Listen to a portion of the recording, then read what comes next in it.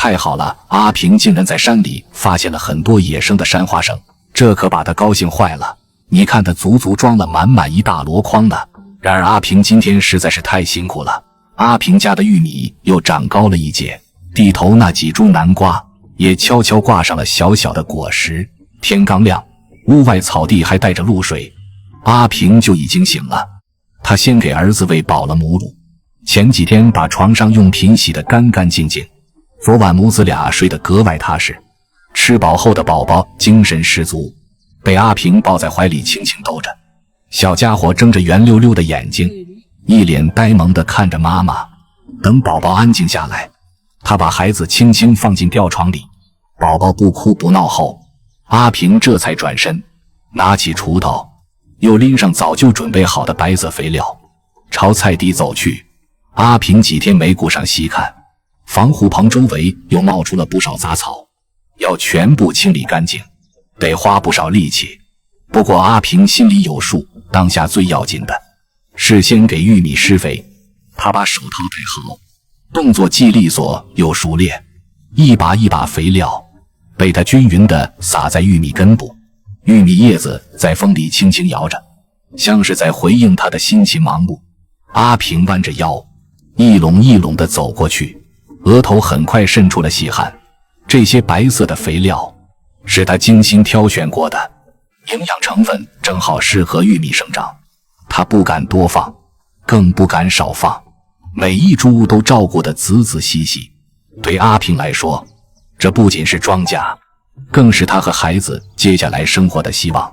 當最後一籠玉米施完肥，他直起腰，輕輕舒了口氣，望着長勢喜人的玉米苗，阿平的眼神裡多了幾分踏實。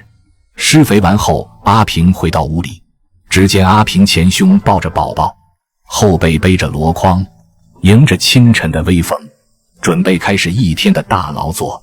對他來說，出門幹活早已成了標配。走了沒多遠，阿平來到了自家那片花生地裡，他還沒來得及放下籮筐，便順手蹲下，拔起一株花生，輕輕一抖，泥土散落。定睛一看，花生長得顆顆飽滿，個頭也不小，明顯已經到了成熟的時候。阿平心裡頓時有了底，今天這趟沒白來。他環顧四周，選了一塊相對平整的地方，準備先把寶寶安頓好。只見他熟練地找來幾張寬大的芭蕉葉鋪在地上，上面墊了一層乾淨的小被子，又捲起一條被子當枕頭，讓寶寶躺得既穩當又舒服。隨後阿平拿出一個小罩子，輕輕扣在寶寶上方，當作簡易蚊帳，防止蚊蟲靠近。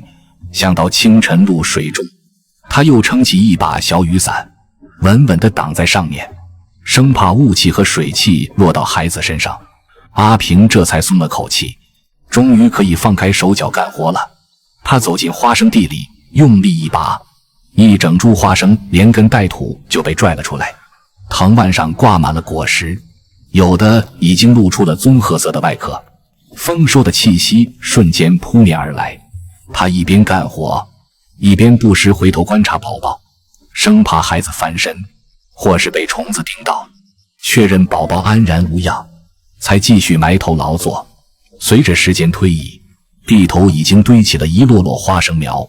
阿平彎着腰，把花生苗整齊碼放好，接着就地坐下，開始摘花生。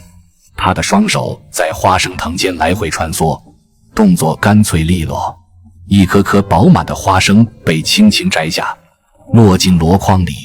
這活兒說不上輕鬆，腰要彎，手要快，泥土很快染黑了他的指甲，汗水也順着臉頰往下流。